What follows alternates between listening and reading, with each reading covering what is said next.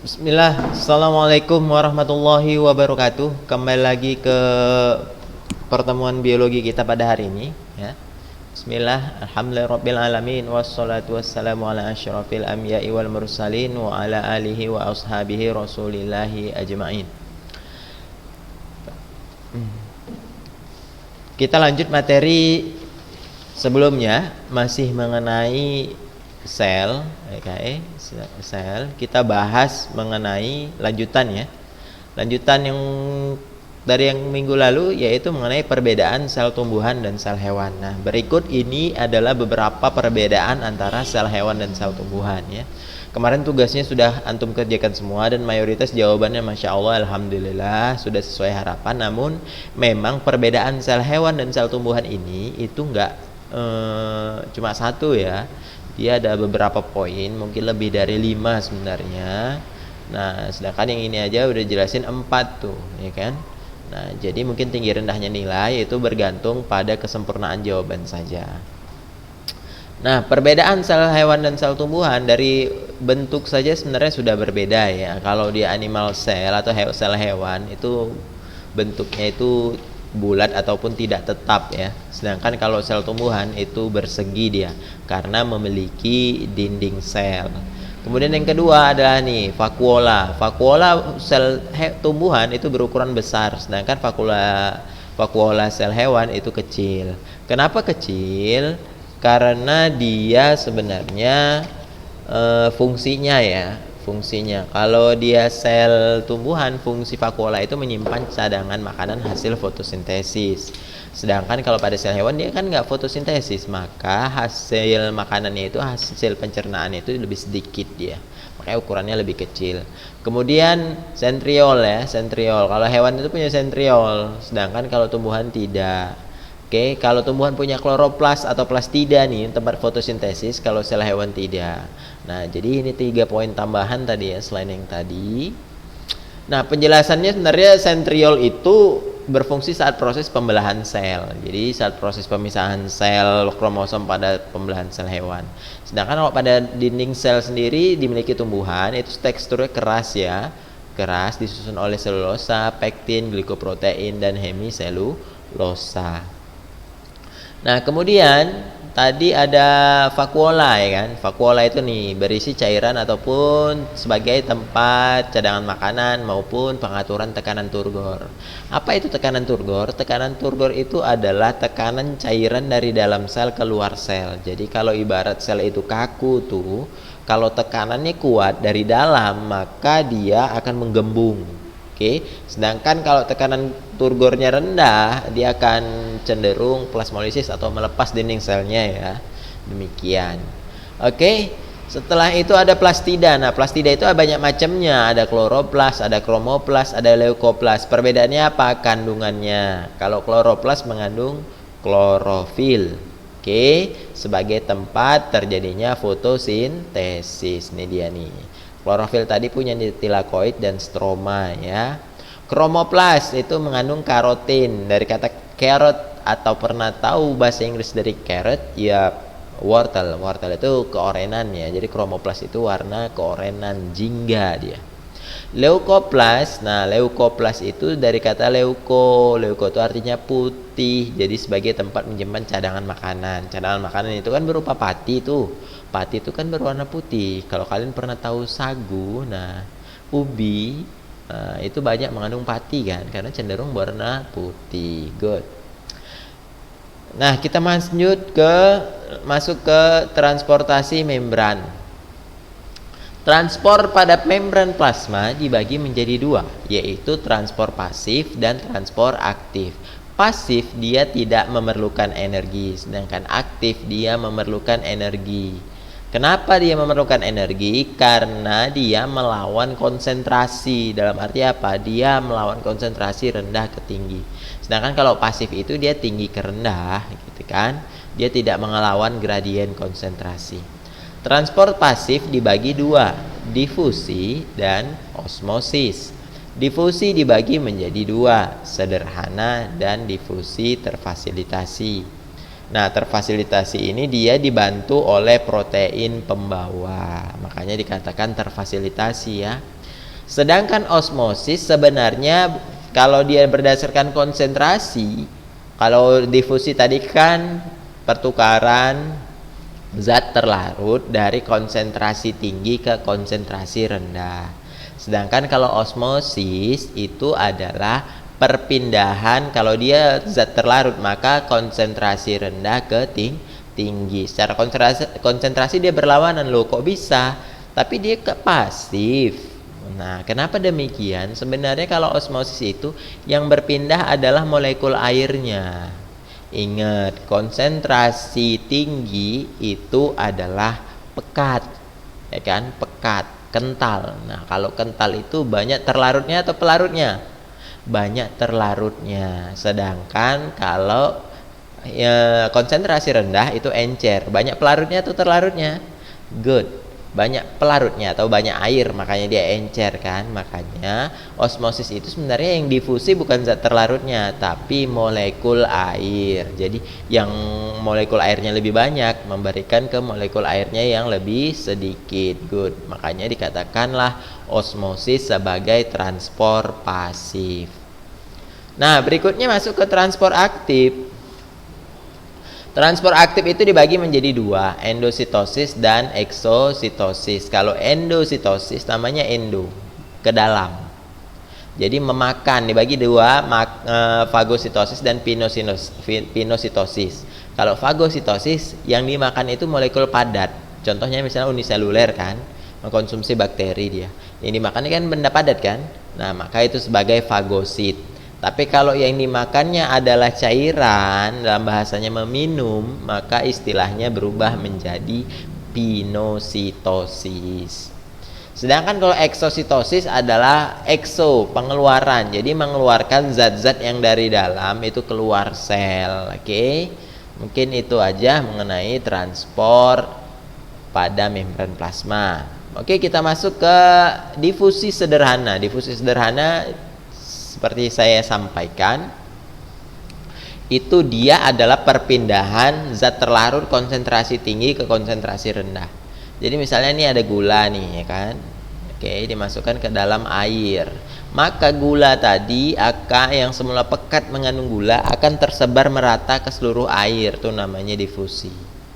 Oke, tanpa ada membran semi permeabel, molekul tadi yang semula rapat di satu posisi akan tersebar hingga memenuhi sama rata ke seluruh ruangan atau seluruh bagian tadi ya.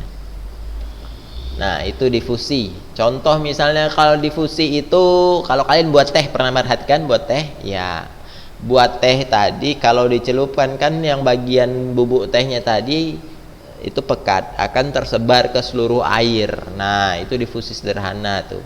Oke, cairan pekatnya di teh itu akan menuju ke air atau yang konsentrasinya lebih rendah.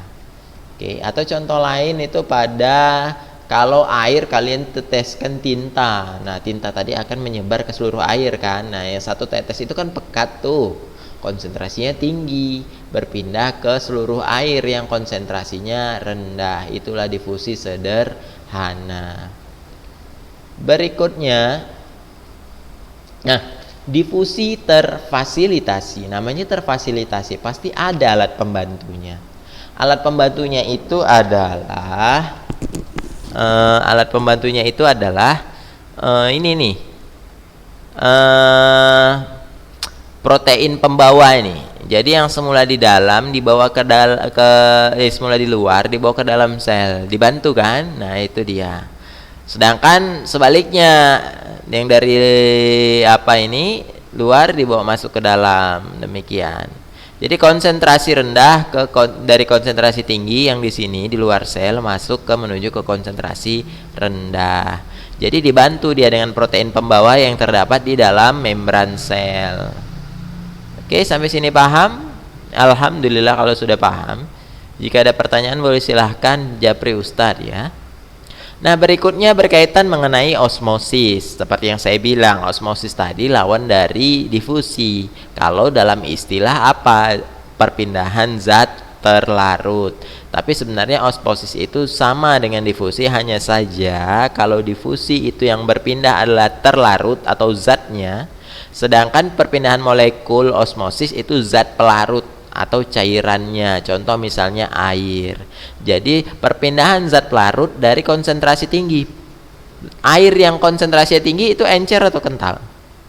Iya, encer. Maka dia nanti melawan konsentrasi, dia dari encer ke pelarut rendah. Berarti mana lebih banyak, airnya atau zatnya?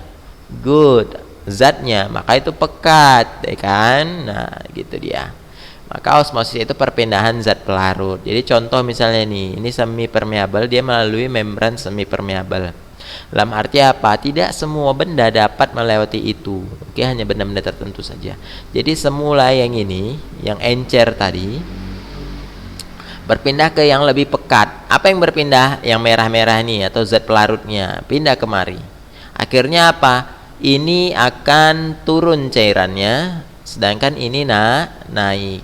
Hingga setiap persebaran molekulnya antara yang kanan dan yang kiri itu sama. Itulah osmosis. Berikutnya, efek osmosis. Jika konsentrasi larutan sel lebih rendah dibandingkan konsentrasi lingkungan, maka air akan segera bergerak keluar dan meninggalkan sel. Akibatnya sel menyusut dan plasmolisis. Contoh misalnya kalian jika terlalu banyak memberikan pupuk pada tanaman. Nah, hal tersebut kan akan membawa atau memindahkan air dari tanaman tadi ke pupuk. Akhirnya apa? Tanaman tadi kering. Kenapa dia kering dan akhirnya mati? Karena mengalami plasmolisis. Sebaliknya, jika konsentrasi larutan sel lebih tinggi ketimbang konsentrasi di luar sel, contoh kalian menyiram air terlalu banyak misalnya, akhirnya air kan banyak masuk seluruhnya ke dalam tumbuhan itu tadi. Akhirnya apa? Menggelembunglah sel tadi atau menegang, yang disebutlah namanya turgid. Jadi turgid tadi, sel tadi menggelembung karena kepenuhan air. Dampaknya apa ya? Bisa lama-lama sel akan mati. Kalau sel mati akhirnya apa? Tumbuhan juga mati. Oke, berikutnya masuk ke transport aktif. Transport aktif itu zat masuk atau keluar dari dalam ataupun keluar sel melawan gradien konsentrasi. Dalam arti apa? Perpindahan zat terlarut dari konsentrasi rendah ke konsentrasi tinggi. Awal mulanya perpindahan zat terlarut itu dari konsentrasi tinggi ke rendah ya, menurut gradien konsentrasi tadi. Namun karena ini melawan gradien konsentrasi dari rendah ke tinggi, maka dia perlu energi. Itulah sebabnya dikatakanlah sebagai transport aktif. Oke. Nah, berikutnya masuk ke membran sel. Nah, ini dia. Membran sel ini dia mengalami transport aktif. Dalam arti apa? Protein pembawa tadi melepaskan energi. Jadi kalau dia ada terfasilitasi, dia pasif tuh. Tapi kalau dia transport aktif, dia melibatkan nih energi. Dia pakai prinsip pompa elektron. Jadi dipompa masuk ke dalam sehingga nanti molekul tadi berpindah lah. Dia melawan konsentrasi. Sedangkan kalau yang ini dua, difusi sederhana dan terfasilitasi, dia tidak melawan konsentrasi. Berikutnya ada endositosis. Oke, endositosis. Endositosis itu adalah perpindahan atau ini dia, masuknya komponen padat itu disebut fagositosis, sedangkan masuknya komponen cair disebut pinositosis. Sedangkan pengeluarannya yang semula dari dalam keluar itu dikatakanlah dia sebagai pengeluar eksositosis. Oke. Nah, untuk tugas kalian pada hari ini adalah membuat display tentang sel tumbuhan dan sel hewan beserta dengan masing-masing struktur dan fungsinya. Apa itu display, Ustaz? Jadi sebenarnya ini nih. Nah, ini keduanya kalian gambarkan di buku catatan kalian, di buku latihan kalian. Sudah. Kemudian seluruhnya ini, bagian organel-organelnya ini, searching, googling, atau buka PDF-nya, tuliskan fungsinya. Apa fungsi sel wall atau dinding sel? Apa fungsi membran sel? Demikian. Itu tugasnya. Mungkin itu saja yang bisa saya sampaikan, agar kiranya semua itu dapat mengerjakan tugas dengan baik. Oke. Nah, mengenai tugas kemarin, bagi yang belum mengerjakan tugas, nah agar kali ini dikerjakan tugasnya sebaik mungkin, Ustadz tunggu hari ini tugasnya hingga pukul 6 sore. Gambarkan dengan rapi, tuliskan bagian-bagiannya ini, kemudian tuliskan fungsinya masing-masing. Oke, dan fotokan, kirim ke Ustadz. Nah, setelah ini, insya Allah untuk pertemuan berikutnya, insya Allah mungkin tidak ada tugas tertulis, hanya saja Ustadz mau kalian menghafal setiap fungsi bagiannya, minimal itu adalah 8 organel, dan kalian buat setoran atau buat rekaman videonya ya untuk menghafal. Tapi itu nanti ya, minggu depan ya insya Allah. Nah, jadi untuk yang sekarang kalian gambarkan keduanya ini, tuliskan bagian-bagiannya dan tuliskan fungsinya masing-masing. Oke, mungkin itu aja. Jika ada pertanyaan, boleh langsung japri via WA. Oke, via WA. Nah, berhubung waktu masih ada, mungkin kita bahas mengenai sel sedikit. Nah, sel itu sebenarnya adalah makhluk struktural fungsional terkecil dari makhluk hidup, ya.